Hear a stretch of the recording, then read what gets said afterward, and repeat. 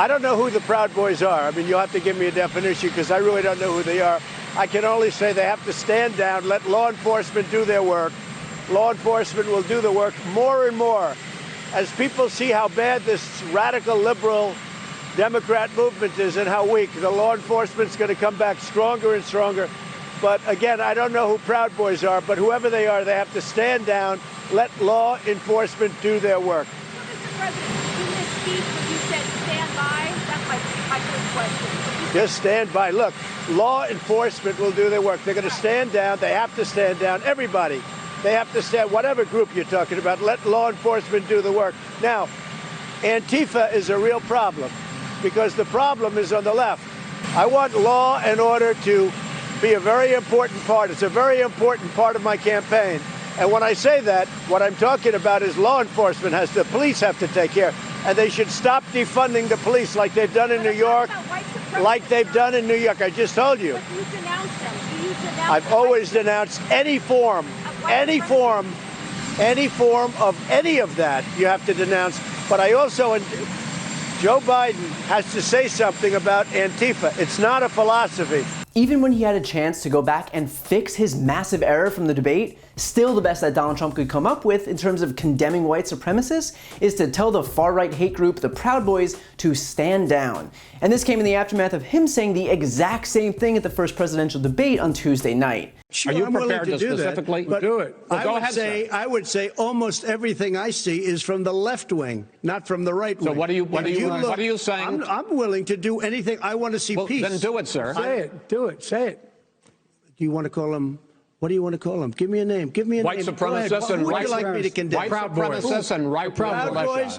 Stand back and stand by. But I'll tell you what. Somebody's got to do something about Antifa and the left, because this is not a right-wing problem. Stand back and stand by. So that we're clear, that's not a condemnation, that's a call to arms. Telling a hate group to stand by doesn't quell violence, it incites it. Also, think about who tells people to stand down. It's usually a command from a leader. That's what that language evokes. That wasn't a condemnation, it was an order to the troops. It was the literal opposite of what Chris Wallace had been asking him to do. He didn't so much condemn white supremacists as he did align himself with them. By the way, Donald Trump knows that. He knows how to condemn people because he's predicated his entire political career on doing it. In fact, he does it in this very clip with Antifa. He's not shy about condemning people, and yet the fact that all he could manage to eke out was stand back and stand by goes to show that he didn't want to condemn groups like the Proud Boys. Why? Because that is his base. Those are the very people he wants to reach, and they've always been the people he wants to reach, which is why he's never been able to properly condemn these groups. Instead, he just pretends like all of a sudden he's never heard of them, just like with this exchange in 2016. I want to ask you about the Anti-Defamation League, which this week called on you to publicly condemn, unequivocally, the racism of former KKK Grand Wizard David Duke, who recently said that voting against you at this point would be treason to your heritage. Will you unequivocally condemn David Duke and say that you don't want his vote or that of other white supremacists in this election? Well, just so you understand, I don't know anything about David Duke, okay? I don't know anything about what you're even talking about with white supremacy or white supremacists. So I don't know. I mean, I don't know, did he endorse me or what's going on? Because, you know, I know nothing about David Duke. I know nothing about white supremacists. And so you're asking me a question that I'm supposed to be talking about people that I know nothing about.